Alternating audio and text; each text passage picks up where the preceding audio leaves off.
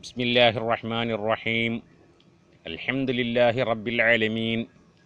അല്ലാഹുമ്മ സ്വല്ലി വസല്ലിം വബാരിക് അലാ സയ്യിദിനാ മുഹമ്മദിൻ വഅലാ ആലി സയ്യിദിനാ മുഹമ്മദിൻ കമാ സ്വല്ലൈത വസല്ലംത വബാറക്ത അലാ സയ്യിദിനാ ഇബ്രാഹീമ വആലി സയ്യിദിനാ ഇബ്രാഹീമ ഇന്നക ഹമീദും മജീദ്.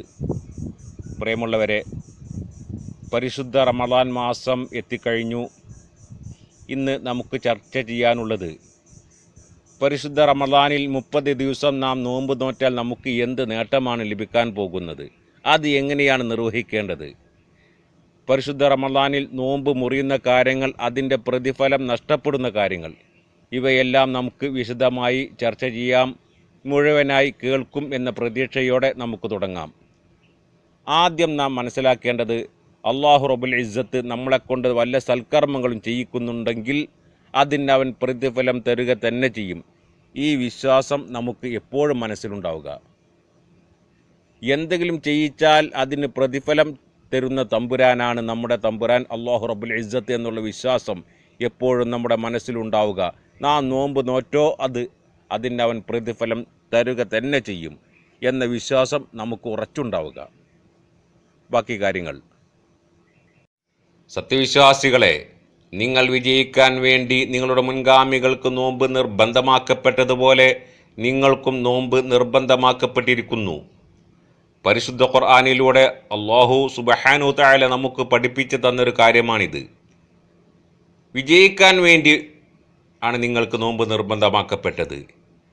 അപ്പോൾ നോമ്പിൻ്റെ ലക്ഷ്യം നമ്മുടെ വിജയമാകുന്നു. റമളാനിൽ 30 ദിവസവും നോമ്പ് നോറ്റ് വീട്ടിയാൽ അവൻ വിജയിച്ചു എന്നുറപ്പിക്കാം. മാത്രമല്ല, നബി സല്ലല്ലാഹു അലൈഹി വസല്ലം പറയുന്നു, വിശ്വാസത്തോടെ പ്രതിഫലം ആഗ്രഹിച്ച് റമളാനിൽ ആരെങ്കിലും നോമ്പ് നോറ്റാൽ മുൻകഴിഞ്ഞ ദോഷങ്ങൾ അവന് പൊറുക്കപ്പെട്ടു. മനുഷ്യൻ നരകത്തിൽ കടക്കാനുള്ള കാരണമാണല്ലോ ദോഷങ്ങൾ. ആ ദോഷമെല്ലാം റമളാനിൽ നോമ്പ് നോറ്റാൽ പൊറുക്കപ്പെട്ടു. എന്നാൽ അവൻ സ്വർഗത്തിൽ കടക്കുക നിർബന്ധമല്ലേ? ഇതാണ് നോമ്പ് കൊണ്ട് മനുഷ്യന് നേടിയെടുക്കാൻ കഴിയുന്ന കാര്യങ്ങൾ.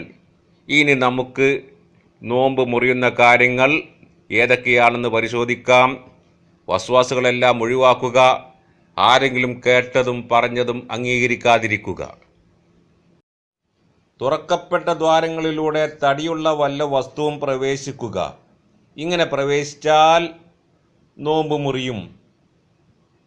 2 കണ്ണ്, 2 ചെവി, മൂക്കിൻ്റെ 2 ദ്വാരങ്ങൾ, വായ, 2 രഹസ്യ ഭാഗങ്ങൾ, ഇങ്ങനെ 9 ദ്വാരങ്ങളാണ് പ്രകൃതിയിൽ നമുക്ക് തുറക്കപ്പെട്ടത്.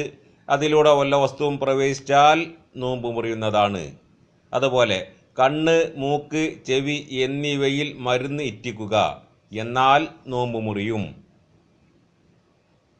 കുത്തിവെപ്പുകൾ കൊണ്ട് നോമ്പ് മുറിയുകയില്ല. ഇഞ്ചക്ഷൻ ചെയ്താൽ നോമ്പ് മുറിയുകയില്ല. അതുപോലെ ഗ്ലൂക്കോസ് കയറ്റിയാൽ നോമ്പ് മുറിയുകയില്ല. രക്തം ദാനം ചെയ്യാൻ വേണ്ടിയോ രക്തം പരിശോധിക്കാൻ വേണ്ടിയോ രക്തം കുത്തിയെടുത്തത് കൊണ്ടും നോമ്പ് മുറിയുന്നതല്ല. മറന്നുകൊണ്ട് എത്ര ഭക്ഷണം കഴിച്ചാലും നോമ്പ് മുറിയുകയില്ല. അതുപോലെ അറിയാതെയോ മറന്നോ ഉള്ളിലേക്ക് വല്ല വസ്തുവും പ്രവേശിച്ചാലും നോമ്പ് മുറിയുകയില്ല. ഇനി നോമ്പ് മുറിയുന്ന രണ്ടാമത്തെ കാര്യം, അറിഞ്ഞും മനഃപൂർവ്വവും സ്വയം ഇഷ്ടപ്രകാരവും ലൈംഗിക ബന്ധത്തിൽ ഏർപ്പെടുക. ഇങ്ങനെ ചെയ്താൽ നോമ്പ് മുറിയുന്നതാണ്. അതിൽ നോമ്പ് മുറിയുമെന്ന് അറിവില്ലാതെ ഒരാൾ ഇങ്ങനെ ചെയ്താൽ നോമ്പ് മുറിയുന്നതല്ല. പരിശുദ്ധ ദീനിലേക്ക് പുതിയതായി കടന്നു വന്ന ആളായിരിക്കണം. അല്ലെങ്കിൽ ഇയാൾക്ക് നിയമങ്ങൾ പഠിക്കാൻ യാതൊരു ചാൻസും ലഭിക്കാത്ത ആളായിരിക്കണം. ഇങ്ങനെയുള്ളവരിൽ നിന്ന് ഇത് സംഭവിച്ചാൽ നോമ്പ് മുറിയുന്നതല്ല. അല്ലാത്തവർക്ക് വിട്ടുവീഴ്ചയില്ല. മറ്റൊന്ന്, മനഃപൂർവ്വം ചെയ്തതായിരിക്കണം. മനഃപൂർവ്വമല്ലാതെ എങ്ങനെയെങ്കിലും സംഭവിച്ചാൽ നോമ്പ് മുറിയുന്നതല്ല. മറ്റൊന്ന്, സ്വയം ഇഷ്ടപ്രകാരം ചെയ്തതായിരിക്കണം. ആരെങ്കിലും അടിച്ചോ ഇടിച്ചോ വല്ല ഭീഷണിപ്പെടുത്തിയോ കൊല്ലുമെന്ന് ഭയപ്പെടുത്തിയോ ചെയ്യിപ്പിച്ചാൽ അവൻ്റെ നോമ്പും മുറിയുന്നതല്ല. ഇനി റമളാൻ മാസം പകലിൽ ആരെങ്കിലും ഭാര്യയുമായി ബന്ധപ്പെട്ട് നോമ്പ് മുറിച്ചാൽ കഫാറത്ത് നിർബന്ധമാകും. കഫാറത്ത് എന്നാൽ ഒരു മുഅ്മിനായ അടിമയെ മോചിപ്പിക്കുക. 2 മാസം തുടർച്ചയായി നോമ്പ് നോൽക്കുക. ഇടവിടാൻ പാടില്ല. 2 മാസം തുടർച്ചയായി തന്നെ നോമ്പ് നോൽക്കണം. അല്ലെങ്കിൽ 60 ഫഖീറുകൾക്കോ മിസ്കീനുകൾക്കോ ഓരോ മുദ്ദ് വീതം ഭക്ഷണം നൽകുക. ബീജം പുറപ്പെടുവിക്കുക, അതായത് സ്ഖലനമുണ്ടാക്കുക. ഇവൻ്റെ പ്രവർത്തനം കൊണ്ടോ മനസ്സുകൊണ്ട് ചിന്തിച്ചിരുന്നോ ബീജം പുറത്തു പോയാൽ നോമ്പ് മുറിയുന്നതാണ്. അതല്ലാതെ ഇവൻ്റെ മനസ്സില്ല, പ്രവർത്തനമില്ലാതെ ഏതെങ്കിലും നിലക്ക് ബീജം പുറത്തു പോയാൽ നോമ്പ് മുറിയുന്നതല്ല.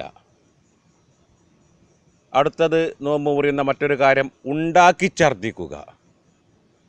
കൃത്രിമ രൂപത്തിൽ ഏതെങ്കിലും നിലക്ക് ഛർദ്ദി ഉണ്ടാക്കുക, എന്നിട്ട് ഛർദ്ദിക്കുക, എന്നാൽ നോമ്പ് മുറിയുന്നതാണ്. അതല്ലാതെ രോഗമായോ മറ്റുള്ള വല്ല അവസ്ഥയും ഛർദ്ദി വന്നാൽ നോമ്പ് മുറിയുന്നതല്ല. ഇനി നമുക്ക് പറയാനുള്ളത്, കുഞ്ഞുങ്ങൾക്ക് പാല് കൊടുക്കുന്ന ഉമ്മമാർ, അവർക്ക് ചില നിയമങ്ങളുണ്ട്. ആ നിയമങ്ങൾ നമുക്ക് വിശദമായി നോക്കാം. ശ്രദ്ധിക്കുക, ഉമ്മമാർ ശ്രദ്ധിക്കുക. ഗർഭിണികളും മുലയൂട്ടുന്ന സ്ത്രീകളും കുഞ്ഞിന് വല്ല കുഴപ്പവും സംഭവിക്കും എന്ന് ഭയന്ന് നോമ്പ് ഒഴിവാക്കിയാൽ ആ നോമ്പ് മറ്റൊരു ദിവസം ഖളാ വീട്ടുകയും ഒരു മുദ്ദ് ഭക്ഷണ സാധനം നൽകുകയും ചെയ്യണം. അതുപോലെ നോമ്പ് നോൽക്കാൻ കഴിവില്ലാത്ത വൃദ്ധർ, മാറാരോഗികൾ, ഇവർക്ക് നോമ്പ് നോൽക്കേണ്ടതില്ല.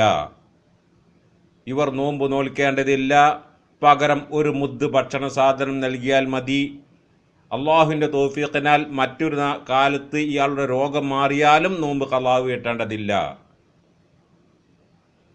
മറ്റൊരു കാര്യം, റമളാനിൽ നോമ്പ് ഒരാൾ ഖളാ ആക്കി, അടുത്ത നോമ്പ് വരുന്നത് വരെയും അത് ഖളാ വീട്ടിയിട്ടില്ലെങ്കിൽ ഒരു മുദ്ദ് നൽകണം.